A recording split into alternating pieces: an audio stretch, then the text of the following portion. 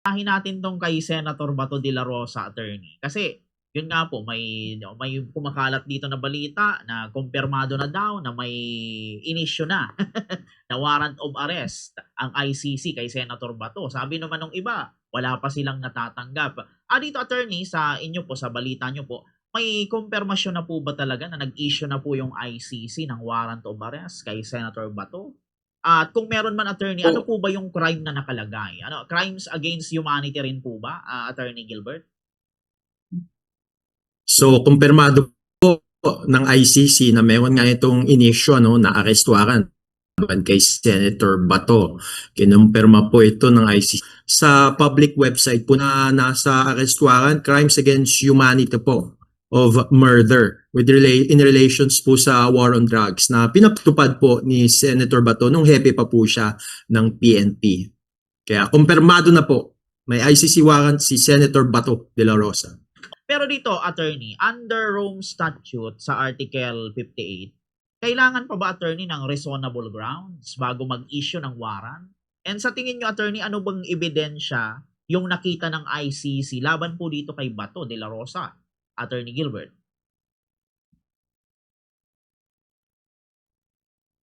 Actually, yun po ang rason, dahilan bakit po nag-issue ang ICC, ang Pretrial Chamber 1 ng arrest warrant, kasi nakita nilang may reasonable grounds to believe na si Mr. Bato de la Rosa nga nag-commit ng crime pong yun. At naging basehan po nila yung mga yung mga sinabmit po ng mga evidence po na naka-refer po dun sa application for an arrest warrant. Now, mahirap lang malaman kung ano yung application for an arrest warrant kasi hindi pa rin po siya naka-unseal.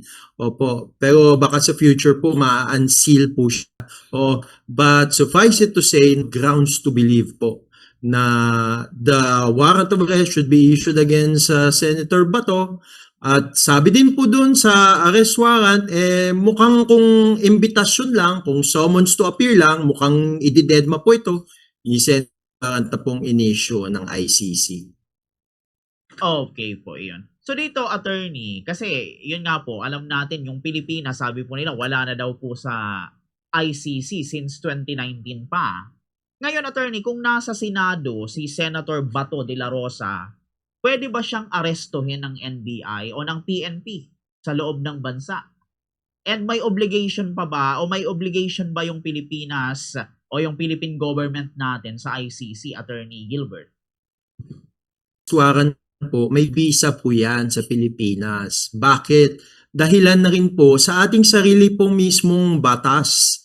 Yan po yung Republic Act 9851 na pinasa po ng Senado at ng House noong December 2009.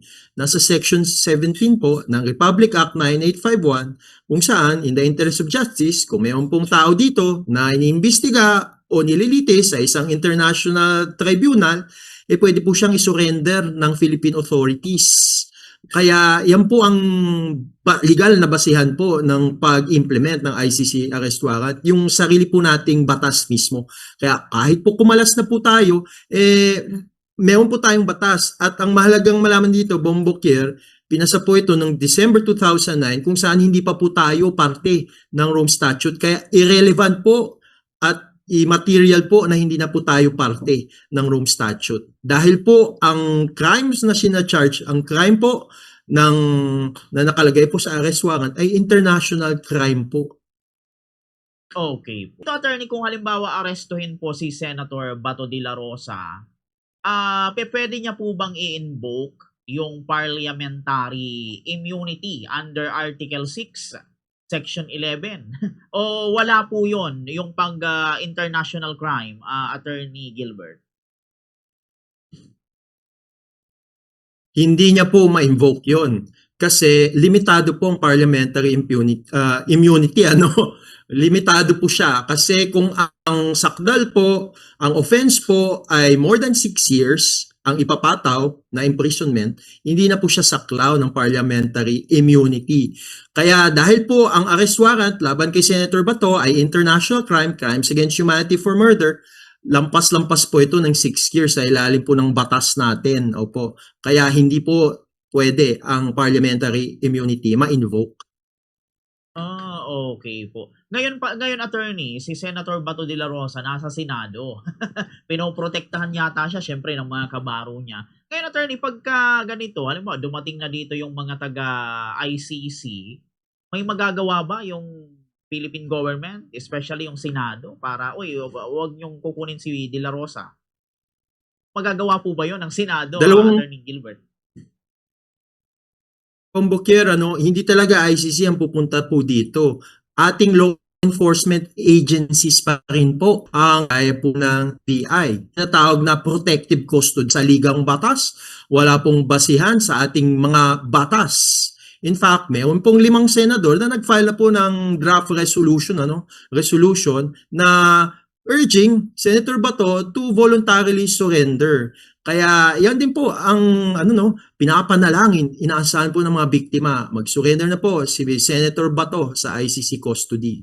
Law enforcement agents natin ang mag-implement, ang magsiserve at mag-arrest. So kung ano man ginawa ng mga law enforcement agents natin dati sa pag-arrest kay then Senator Trillanes at kay then Senator Laila de Lima, dapat i-implement din nila sa kay Senator Bato. Dapat walang kaibahan. Kasi si Senator Trillanes po, inarrest po siya at binasaan po ng Miranda rights sa loob mismo ng Senado. Kaya hindi po tama at hindi po correct yung sinasabi nila na hindi po pwedeng arrestuin sa loob ng Senado.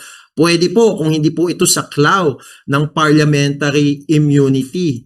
Oo. At kung poproteksyonan po siya, tawag po dyan, parliamentary impunity po. Ayaw po yan ng mga biktima. Dapat po hindi safe haven ang Senado para po sa mga taong charge at may arrest warrant for an international crime.